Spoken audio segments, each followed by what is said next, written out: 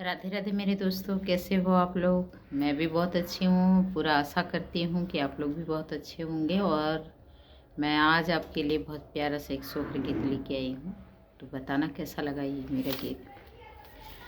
तो हरे कारण हो नदी, तो हरे कारण होला घर में झगड़वा नदी, तो हरे कारण होला घर में झगड़वा नदी, तो हरे कारण पहिले गदेलवा में टीका मांग ले हलू, टीका मांगे ले हलू नदी, टीका मांगे ले हलू।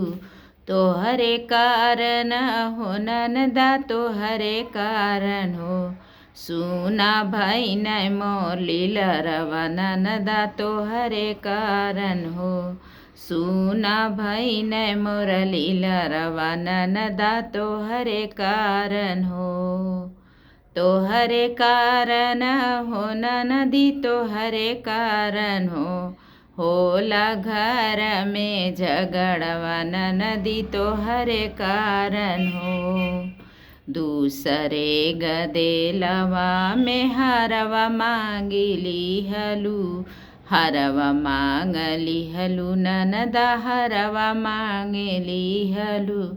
तो हरे कारण ननदा, तो हरे कारण सुना भाई न मोर गरवा ननदा, तो हरे कारण सुना भाई न मोर गरवा ननदा, तो हरे कारण तीसरे गदेलवा में कंगना मांगली हलू, कंगना मांगली हलू ननदा, कंगना मांगली हलू।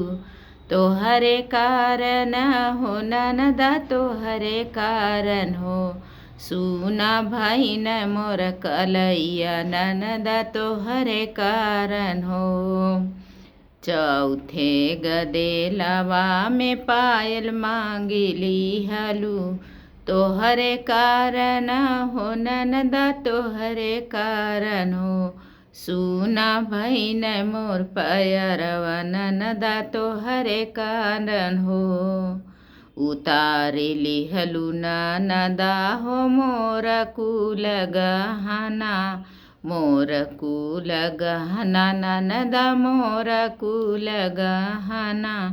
तो हरे कारण ननदा, तो हरे कारण सुना भैनी मोर यंगिया ननदा, तो हरे कारण रोज रोज भाऊजी लड़िका वाईबू, हमरे तूने गवा से बाची नहीं पाईबू। रोजी हर साल भाऊजी लड़िका वाईबू, हमरे तूने गवा से बची नहीं पाईबू। तो हरे नाथिया न भौजी, तो हरी नाथिया अब की बाड़ी मोर नजरिया, भौजी तो हरी नाथिया अब की बाड़ी मोर नजरिया, भौजी तो हरी नाथिया अब ना दे बनन दा तोह के मैं एको गहना।